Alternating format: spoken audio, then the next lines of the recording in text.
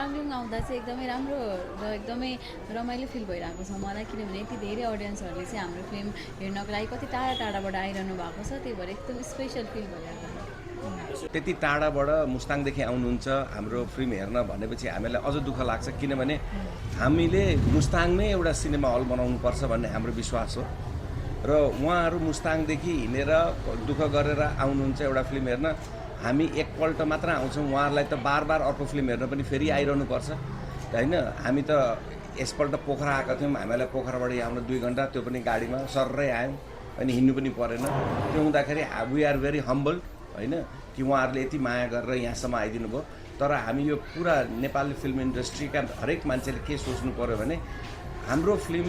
गाउँ गाउँमा मान्छेले मन पराउनु भएको छ भने हामीहरूले सकेसम्म होइन ती ठाउँमा पनि यी तपाईँहरूले गर्नुभएको जस्तो यो कम्युनिटी बेस हल रहेछ यो बिएसआर मुभिज अहिले भर्खर मैले थाहा पाएँ होइन यहाँ चाहिँ यो हल चाहिँ झन्डै झन्डै बन्द होला जस्तो भएको बेलामा चाहिँ यहाँका उद्यमीहरूले मिलेर होइन यो कम्युनिटीलाई हेल्प गर्नुपर्छ भनेर बिएसआर मुभिज इस्टाब्लिस गर्नुभएको छ उहाँहरूको आफ्नो आफ्नो पेसा रहेछ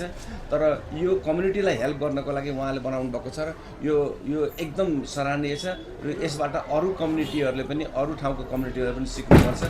जहाँ हामी हेल्प गर्न सक्छौँ हामीलाई पनि प्लिज भन्नुहोस् हामी पनि हेल्प गर्छौँ र त्यसमाथि पनि आएर गौँथली हेरिदिनु भयो थ्याङ्क यू भेरी मच अहिलेसम्म चाहिँ कतिवटा जिल्लामा पुग्नुभयो हजुरहरू यो फिल्मको प्रचारको दौरानमा हामी त अब हाम्रो ट्रेलर लन्च नै हामीहरूले कावासाकी हलमा गऱ्यौँ नर्मली के हुन्छ भने या त युट्युबमा हुन्छ या त काठमाडौँको कुनै एयर कन्डिसन हलमा एकदम ठुलो गरेर गरिन्छ हामीले होइन हामी त्यहाँ जान्छौँ भनेर त्यहाँ गऱ्यौँ त्यो हुँदाखेरि चाहिँ हामी पूर्वदेखि तपाईँको क्वेसन चाहिँ हामी पूर्वदेखि पश्चिम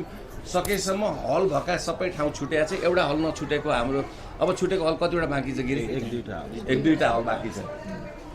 सबै हलमा अब दुई तीनवटा बाहेक सबै हलमा पुगिसक्यौँ हामी पुगिसक्यौँ हामी लगभग पुगिरहेछौँ बागलुङ नि पुग्नुपर्छ भन्ने चाहिँ कसरी इन्स्पायर हुनुभयो हामी यहाँबाट युति माथि मात्र सुटिङ गरेको यसमा चाहिँ म एड गरिदिन्छु होइन अनि गण्डकी प्रदेशमा जसरी दर्शकले साथ माया दिनुभएको छ होइन अनि किनभने हाम्रो गौँथली भन्ने सब्जेक्ट नै पर्वतको राम्जामा सुटिङ भएको होइन यही लोकालिटीमा भएको यही परिवेशमा भएको यही हावापानीमा भएको होइन त्यो हिसाबले गर्दाखेरि हाम्रो अस्तित्वसँग गौँथलीको अस्तित्वसँग जोडिएको छ यो माटो यो हावापानी होइन त्यो हिसाबले गर्दाखेरि हाम्रो प्रायोरिटी नै जहिले पनि फर्स्ट नै थियो आउने कुरा नै थियो अनि तर कस्तो भने हाम्रो एकदम लिमिटेड टिम छौँ होइन अनि पूर्व पश्चिम यताउता जाँदाखेरि एकदम टाइम लाग्यो होइन अनि यहाँ चाहिँ अब जसरी पनि जानुपर्ने ठाउँ अनि त्यो हिसाबले गर्दाखेरि अब जिल्लै क्रस गरेर दर्शकहरू यसरी आइराख्नु भएको छ माया दिइराख्नु भएको छ अनि त्यो हिसाबले गर्दाखेरि एकदम उहाँले भन्नुभएको जस्तै अगाडिदेखि नै एकदम आउनु खोजिरहेको थियौँ र लिमिटेड टिम भएर सबै ठाउँमा भ्याउनु पर्ने थियो र हामी जे होस् आज चाहिँ आइपुग्यौँ र एकदमै धेरै खुसी लाग्यो एकदमै धेरै टाढा टाढाबाट हामीलाई एकदमै धेरै माया र साथ दिनुभएको छ त्यसको लागि सम्पूर्ण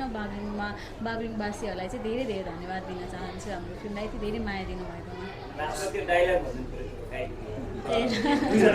त्योभन्दा पहिला चाहिँ हाम्रो यो बागलुङमा हामी जान्छौँ भनेपछि त्यो सबै कोअर्डिनेट त्यो एउटा आफैमा कोअर्डिनेट गरेर छ